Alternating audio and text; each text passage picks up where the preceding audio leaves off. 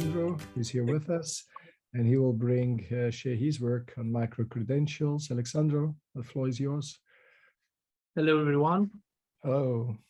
It's a very great pleasure for me being here today in the room in a hybrid format, because it's quite accustomed now after the pandemic and everything, such meetings to take place, even though honestly I'm not fully into them and the practices behind them, but we'll try to manage everything.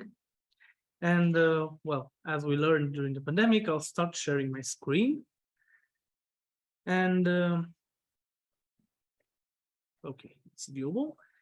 Yep. I'll be talking about a paper wrote together with 5 other colleagues, of which one is also here in the room, our colleague Janica from Tallinn University.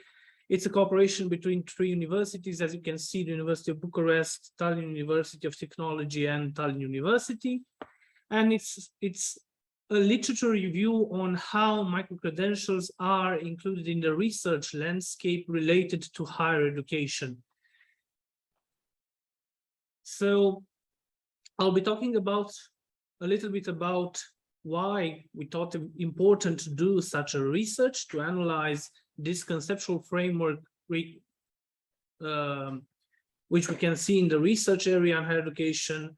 Of course, the methodology behind it, some of the results and discussions on the conceptual analysis and the definitions we find there, and of course, some ideas for what are the next steps in such approach, and of course, what are our own ideas of a future research in this area. So we started from the idea of understanding how micro-credentials are viewed in the higher education research landscape, and what are the definitions and concepts that different researchers bring into discussion when talking about micro-credentials. And why we did this? Because, as you know, micro-credentials have become one of the most hot topics of the educational agenda, and not only at European level, because it's an international level, of course, and all relevant actors, starting from the policy level perspective and the research area in different contexts, and even beyond higher education, because micro-credentials are not linked only to higher education, and probably not even as linked to higher education and as it could be, but we don't know yet. But it's definitely one of the key points of discussions and analysis in the current dialogue on how the educational landscape can be innovated, and in relation to the new needs of the learners, all type of learners. But as we keep talking about micro-credentials, and as everyone is talking about micro-credentials, we notice that there is quite a lot of understandings behind it, and that different actors, especially universities and the research area, need something like a clear conceptual framework for discussing about them at European level. And we notice that because different stakeholders talk about different things when they talk about micro-credentials. Even, for example, at the Romanian level, if we are to bring it to the national context of where the conference is taking place, we don't yet have a clear definition on what micro-credentials are and how the national level academia, researchers, vet education providers refer to such a concept. And this is also regarded at European level, even though, of course, as we saw also in the research, and as we know, there are different wide approaches to the concept, and that bring, of course, different definitions that are not entirely very clear.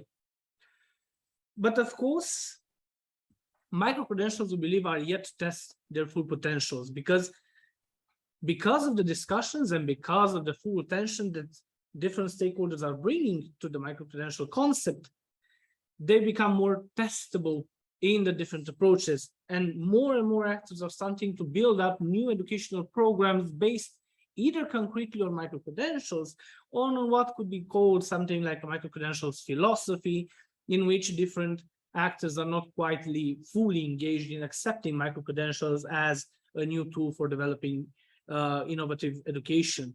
But of course, the ongoing question is if we know enough in order to make a clear approach to the tools and to their benefit or not, and the challenges probably for such an approach. So we wanted to analyze, of course, the current state of scientific research related to micro-credentials in higher education. So this was a very important point when we started the analysis, and we will talk about the criteria we considered for the analysis in a later slide. And of course, analyzing scientific papers and policy level documents talking about the relationship between higher education practices and using micro-credentials as a tool for those practical innovations in education. And of course, we wanted to see the areas in which higher education institutions are the main providers of such an approach, and where micro-credentials are new tools that need a conceptual approach. So these are the main areas in which our research converged. And we started from this question: how are micro-credentials linked to higher education practices presented in current research papers and policy documents in terms of definitions and connected concepts? Basically, we wanted to see how micro-credentials are defined, what are the concepts connected to micro-credentials understanding, what are the other terms and concepts used to describe micro-credentials in higher education practices, in current research papers and policy documents. So a little bit about the methodology. As we mentioned, we're talking about a paper that presents a literature review, and we used 4 criteria for selecting the relevant, in our opinion, the relevant papers and policy documents that could support this approach. So we wanted not to focus on study cases, specific study cases on programs and platforms that use micro-credentials for delivery, because we noticed that in many of the research papers, there is not a focus on creating a conceptual approach, but on presenting the practical methods of delivering such programs. Also, we wanted that those papers and policy documents have definitions that are focused on higher education and tertiary education, or on lifelong learning in universities. So higher education and universities are main aspects that we consider for analyzing the research papers and documents. And of course, academic journal paper, conference proceeding paper, or public policy documents relevant for higher education as main areas for searching the relevant information. And we wanted to make sure that the selected papers and documents have clearly defined concepts, and that authors mention also opportunities and challenges linked with micro-credentials in higher education, in order to make sure that the papers and the documents are really relevant for building up a conceptual framework to this. And in analyzing the existing information, the literature on this, we also encountered something interesting when analyzing the word of micro-credential, the term micro-credential and its frequency based on the Google Ngram viewer. We noticed that it has an extremely high rise starting from 2012 and up to today. And this is also interesting because we notice the same approach when seeking for literature in this regard. And this also helped us because we refined and defined our search based also on this interest and the frequency on how micro-credentials appear in digital, of course, resources. Here you can also regard the Prisma flow chart on how the papers were selected, as you can see, based on Scopus and Web of Science, and all the process for excluding different documents and papers that are not relevant based on the criteria we chose for this approach. On the policy level documents, of course, they were not analyzed through the Web of Science or databases, because they're not present in such areas, but we consider relevant to take all main stakeholders, main actors in this area. So at international level, we have documents, policy documents that were provided either by UNESCO, OECD, International Labour Organization, or ECDE. Or at European level, of course, the European Commission, the approaches to that, the European University Association, UNICA Association, and some of the European universities that tackle the issue of micro-credentials in higher education, such as ETU University or Civis University, but also other European University alliances that address this topic, even though there are not so many on the policy level documentation, because most of the alliances don't create policy level documents such as concept papers on policy statements or things like that. So some of the results and discussions, of course, only a very brief insight into it, since most of them will be present in the paper, is that we notice that the definitions and concepts can be clusterized on 4 dimensions, starting from small units of learning, where micro-credentials are regarded as very small components of education, and building up to standalone certifications or components of large certifications, or only as umbrella concepts for other types of educational and certification components, programs, or other things like that.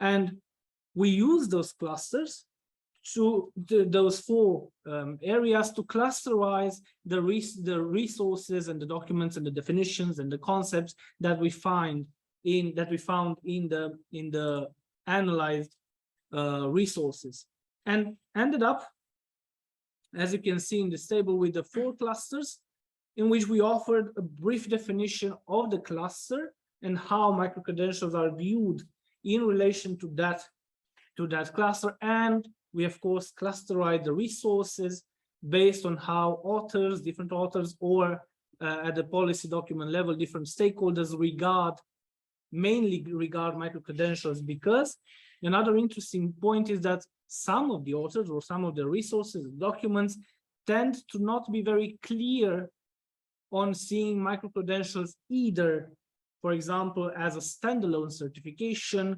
or as a component of larger certifications, because even themselves tend to talk about micro-credentials in more than one way. This also showing that there is still need for creating a conceptual approach to how we understand micro-credentials.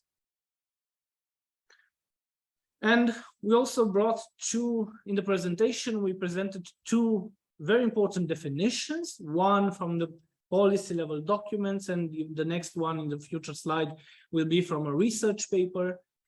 And this is a very known definition of micro-credential because it exists in all the European Commission's documents, starting from the European Approach to Micro-Credential, European Strategy for Universities, and any other communications of the Commission, where micro-credential is a proof of learning outcomes that the learner has acquired following a short learning experience, and where those learning outcomes have been assessed against transparent standards. Another definition, this one from a research paper, a very close one, which analyzes similar approaches to micro-credentials in higher education, states that micro-credentials are certified documents that provide recognized proof of the achievement of learning outcomes from shorter, less duration educational or training activities, and that they focus on validation of the competency-based skill, the outcomes, knowledge, and other such approaches.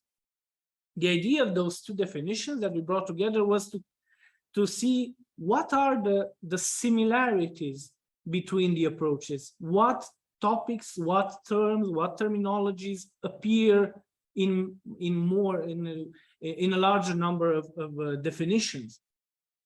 And we noticed that the idea of proving the learning outcome, of proving the competencies, the idea of proof is present in many definitions, which presents the role, the purpose of the credential, the purpose of the micro-credential in this regard.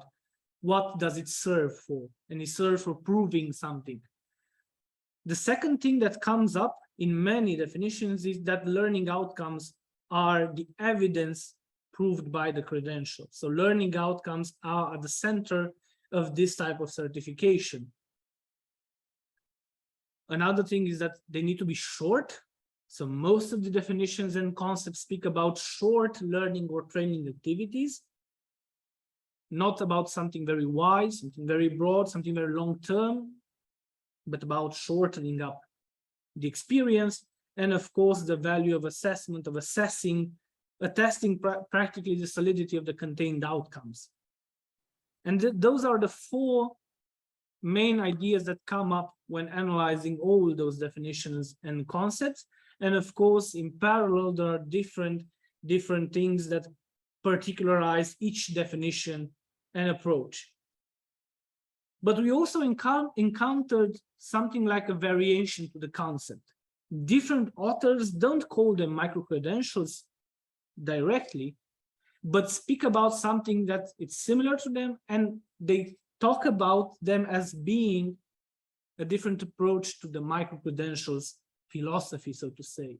So you can see here different concepts that appeared in the analysis, such as tokens, educational playlists, which I found very interesting actually, educational awards, industry-aligned short units of learning, micro-competencies, portable currency for professional learning, and you can see they're very interestingly designed. I mean, there is a, let's say, an artistic touch to those concepts. And of course, there are many others, but those were, for the purpose of this this presentation, those were the most interesting one that came up.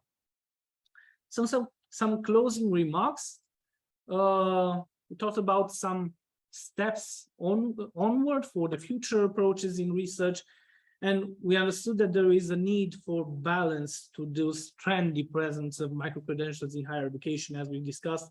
There is a trend, and there are also research papers that speak about something like a micro-credential craze, and that they are not actually such a very sustainable approach to higher education, but that they are just a thing that comes up and everyone is interested in it. And of course, the need to emphasize the cooperation triad between the academia, the labor market, and the decision makers in order for them to speak the same language when they talk about micro-credentials. Because now, as the research shows, the universities tend to talk about one thing, labor market emphasizing the need of the content, the academia emphasizes the need of recognition and certification, whereas decision makers are trying to bring them at the same table, but not always succeed, actually. And of course, future research is needed to assess the opportunities and challenges of implementing micro-credentials in higher education. And this can be done, in our opinion, in trying to analyze on case studies and things like that, different programs such as modular designs or things like that that are based either directly on micro-credentials and are regarded as micro-credentials, or they are built up on, let's call it a micro-credentials philosophy, such as some of the modular approaches that appear now in the universities. And of course, to test pilot processes for designing and implementing micro-credentials based educational component at university level. So the idea of balance is, in our opinion, and something like a closing remark of the paper also, that we need not regard micro-credentials as something like a very universal approach to solving all the needs and challenges in universities, but rather like a more practical approach for educational innovation in higher education. Thank you very much for your attention. I hope that our research brings a little bit of added value to this approach. And well, we are here for any other questions. And of course, since Yannicka is also here, I'd like to thank her directly for the wonderful cooperation we had. And well, we hope that also in the future we'll have it. Thank you very much. Thank you. So I agree with you that we should go toward the practical implementation. That's a conclusion that I share completely, and I agree.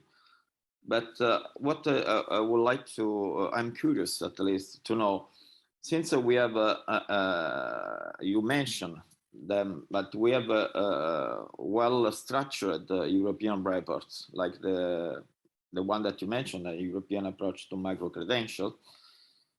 I wish to know if you, this is very clear. So what is relevant is the document that will be used for policies. Okay. So, and what people say image in scientific papers are less relevant in some sense. So what will be interesting if in those scientific paper, and so in the summary that you elaborated about those papers, there are some critical point that have been discussed with respect to the policy document, because of course apart to implementing practical application, what is important is to improve the policy document if they contain some criticalities. So did you detect any criticalities in the policy document that has been noticed and been working on by scientific papers? That's my question. Thank you very much for the question. It's a very interesting one, because indeed we are lucky to have a very coherent European approach to micro-credentials, which is constantly improved and discussed at all level of discussions. And indeed, we noticed that many of the research papers talk about the need to clarify the concepts behind the approach. So, for example, we have the definition of the European Commission, and it talks about a short learning experience. Then the practitioners and the research comes to ask, how short? How do we define a short learning experience? And how is such a learning experience connected to the learning outcomes? And Yannick also can add to this discussion. Okay, so I would like to ask for this, how short is short? And currently we are facing this problem, how universities understand. And for the industry perspective, it's really difficult to send out your employee for more than one credit course. But at the university side, it's so easy to just take our academic studies or curricula and just try to deliver it. And we don't have one credit courses at our university level. And also the second really high problem is when it should happen, not only how short, but when. And for industry, they just can't come on Tuesday morning at 10 o'clock. So also there is a need to understand how flexible would be this learning, because the flexibility is key, and the European Commission don't tell us that it has to be flexible. It has to happen on Saturday morning, 3 hours, 50% of active learning, no more than 3 independent hours for writing assessment and so on. And that's something we are planning to research, if it's possible, during one longitudinal studies since this fall.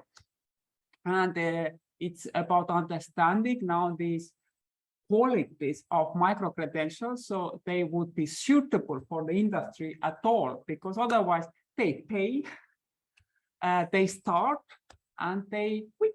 They quit after the first small module. Yeah. Yes, okay, but this is up to an implementation, Yannick. So I mean, you can have a measure. You can, for example, ask how short should be. But in this case, you may take a measure that, for example, is an SCTS credit or whatever you like, and you have a sort of scale, let's say. But how to implement this is up to the people that offer the implementation. So, for example, in the European document, they leave this open. Exactly, because you can implement as you like. So they just ask that in your document, you have to specify the duration of training, the form of training. So, I mean, you should provide the metadata on what you are doing. But apart from that, of course, any implementation should be done according to the environment. So if the industrial environment asks for a specific distribution of time, of course, you have to implement according to the expectation of the industry, right? So I'm Carlo, and that's the problem why we have discussed it also in theoretical level with several professors, that it's extremely important to learn through the implementation. And I really support the European Commission definition, because otherwise it might happen with the micro-credentials. What will happen with the e-learning? So we can say that how it's comfortable for us to deliver our academic content in the format of micro-credentials. So I'm afraid of that we as academia now are going to dictate to the Commission that how it's comfortable for us. We should rather listen to the voice of industry in that case. Otherwise, we are going to just academically discuss, oh no, it's not comfortable for us. It's more comfortable just ask industry people to come together and learn for students. And I'm really afraid of that. I don't know how about you. That's where a very broad approach to it brings up those problems in which, okay, you leave a lot of flexibility, which is of course ideal, but then we talk about the transnational recognition of what we are doing and the transnational cooperation, in which without a common approach at national level, guided by some clearer guidelines, it's not possible because we speak different languages, not linguistic languages, but let's call it educational designing languages. At the European level, it's even more complicated because the job market is not the national, it's international, it's European level, and we need this clear assessment at the European degree level. So it's a really complicated topic that has to be somewhat agreed or regulated, at least among higher educational institutions of Europe. Yeah. Otherwise, we are definitely going to fail. And what about this digital competency certificate, for example? It might be as one topic of micro-credentials. Can I just add a comment on that? We are here at Aveiro, we were maybe one of the first universities in the ECIU consortium to really pull the sleeves up and let's start doing something. And yes, you're right in terms of management. This is a different paradigm at all time from demand. And of course, internally, we are not organized to deliver modules or micro modules as learning elements. We are not organized. Of course, we are capable of doing it. That's not the issue, but that is not our higher education institutional paradigm organizing our daily lives. Okay. But my issue, which I think is extremely strange in all this, and I would like to listen to your opinion, and then we really have to follow on because this is such a hot and political topic. It's such a hot topic in terms of ground roots, you know, in terms of the teachers, everyone, but at the same time, it's extreme. It's politically also extremely relevant. What's strange for me is I know from my students for decades. From my students, I don't need to go out of my context, okay? For decades, companies and industry has this solved. When they need to send their employees, any company, to update some kind of competence or to get a new skill or to get a new element of knowledge, we have organizations, non-higher education organizations, and that are doing that. They have courses, they have masterclasses, they have webinars, they have certificates. And of course, how is this recognized? Industry and the companies that are sending their employees to a specific organization, it's because they certify that whatever is done there has their confidence, has their acknowledgement, and that's the knowledge they want. So this is going on for decades. So I think higher education institutions now woke up and understood, hey, we are the knowledge guys, so we should also be doing this. Have you know? I noticed there in Alexandru, your results, you had one thing mentioning industry-aligned short units of learning. Is there some kind of strategy to learn and work together with industry and with these organizations that are already doing this? In our area, just to share with you what am I speaking about, one example that's really straightforward for all of us is the Interaction Design Foundation.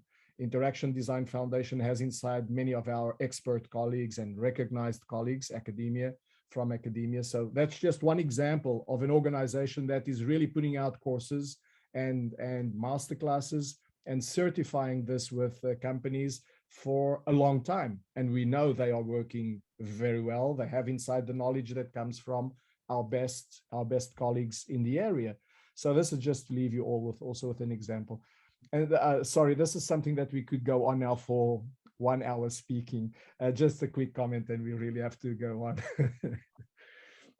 I don't know. It's quite relevant what you said, because indeed the industry has solved this issue, as you mentioned, because they're already doing this stuff. Yeah. And it's true that the idea came up exactly as you put it. Universities understood that they could be doing it also. So this is where the research comes in. Okay, how? Yeah. What are the guidelines for doing it? How do we make sure that university doesn't leave aside its long-range traditional mission? Advantages, if any. Are there opportunities? Are there only challenges? You are missing a point. I mean, this is exactly the problem of the skill gap. Okay, and this is actually the reason why we are talking about competences, because otherwise you have not a measure of what you are certificate. So I mean, it's not a problem who is doing that, university, not university, but of course is to use a micro-certification to certificate competences. That's what the industry is expecting, the job market is expecting. People that is able to do something, let's say.